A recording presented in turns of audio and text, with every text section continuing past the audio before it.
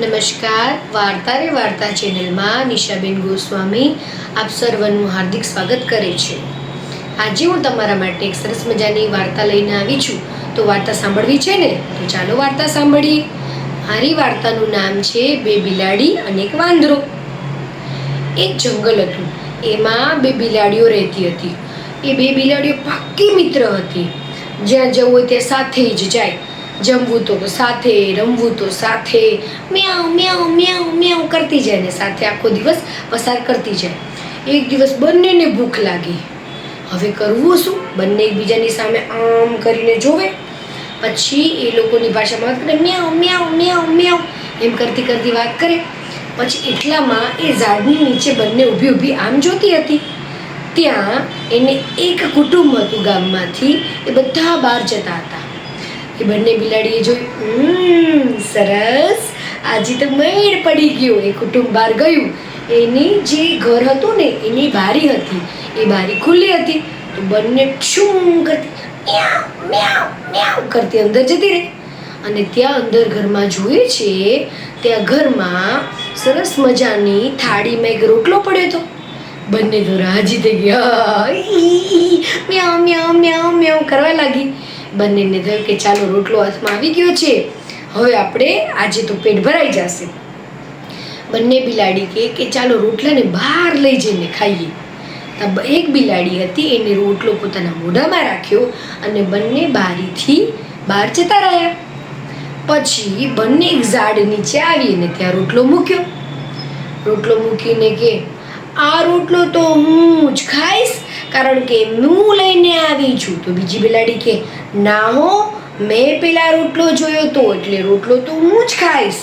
પછી પેલી બિલાડી કે ના હું ખાઈશ, ઓલી કે ના હું ખાઈશ, એમ કે ઝઘડ મ્યાઉ મ્યાઉ મ્યાઉ મ્યાઉ મ્યાઉ એમ કરી અને બંને ઝઘડવા લાગ્યા. હવે કરવું શું? બંને બિલાડી જોર જોરથી ઝઘડવા લાગી, મ્યાઉ મ્યાઉ મ્યાઉ મ્યાઉ કરવા લાગી. એટલામાં ઝાડ ઉપર એક વાંદરાભાઈ હતો. એ વાંદરાભાઈએ જોયું કે બંને બિલાડી ઝઘડે છે અને રોટલો જો હાય મને ખાવો છે.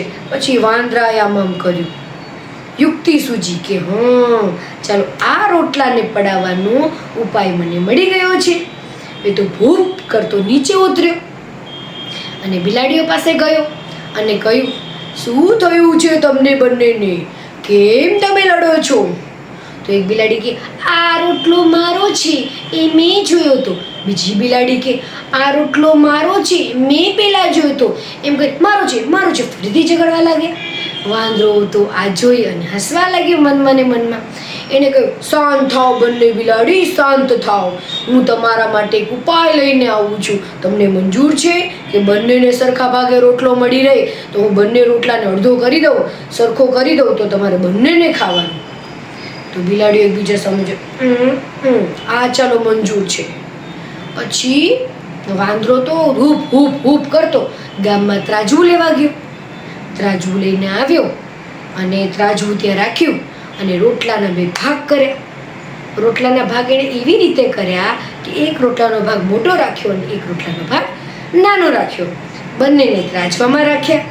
ત્રાજવામાં રાખ્યા તો સ્વાભાવિક છે કે મોટો રોટલાનો ભાગ હતો એ તો નીચે જ આવી જાય, એનું પલ્લું ભારે થઈ જાય, અને ઓલો નાનો રોટલાનો ભાગ હતો એ ઊંચો આવી ગયો.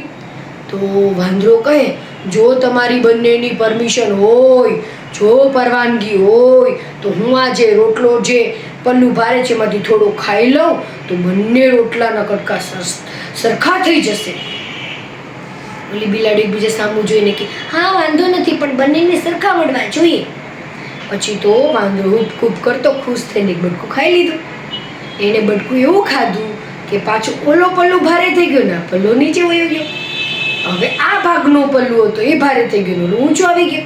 એણે કીધું હવે આ ભાગનો પલ્લું ભારે છે, આમાંથી થોડો કટકો ખાઈ લઉં તો બંને સરખા થઈ જાય. બિલાડી કે હા વાંધો નહીં, ખાઈ લ્યો. વાંદરાએ આ બાજુ ભાગનો હતો એમાંથી રોટલો ખાઈ લીધો. વાંદરો તો મનમાં ખુશ થતો હતો કે રોટલો તો અડધો તો પતી ગયો.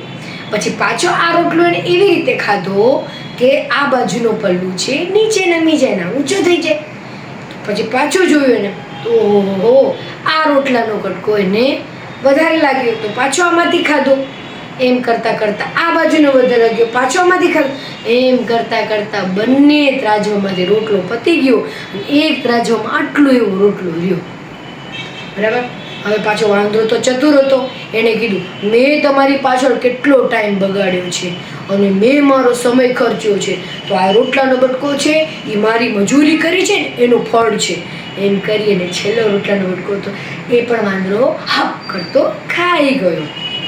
હવે બધો રોટલો ખાઈ અને વાંદરા બધું હૂપ હૂપ હૂપ કરતા ઝાડવા પર જતા રહ્યા. બંને બિલાડી આમ સામું જોયું, આપણા હાથમાં કાંઈ ન આવ્યું. એ લોકોને ખબર પડી ગઈ કે વાંદરો લુચ્ચાઈ કરી બુદ્ધિશાળીથી રોટલો ખાઈ ગયો. એના કરતાં આપણે બંને ઝઘડી ના હોત અને સંપીને અડધો અડધો રોટલો ખાઈ લીધો હોત તો રોટલો અત્યારે મળત ને. બંને બિલાડી ભૂખી રહી ગઈ અને વાંદરો ફાવી ગયો. એટલે હંમેશા આ વાર્તામાંથી આપણને એમ શીખ મળે છે કે બેના ઝઘડો હોય ત્યારે ત્રીજાને ક્યારેય એમને લાભ આપવો જોઈએ નહીં, અથવા ત્રીજાને ક્યારેય એમાં ઇન્વોલ્વ કરવા જોઈએ નહીં. બેના ઝઘડામાં હંમેશા ત્રીજો ફાવી જાય છે. એટલે હંમેશા કોઈ પણ વસ્તુ હોય તો બે બાજુથી બંને જણાએ સમજી અને એનો નિકાલ કરવો જોઈએ. કેવી લાગી મારી વાર્તા?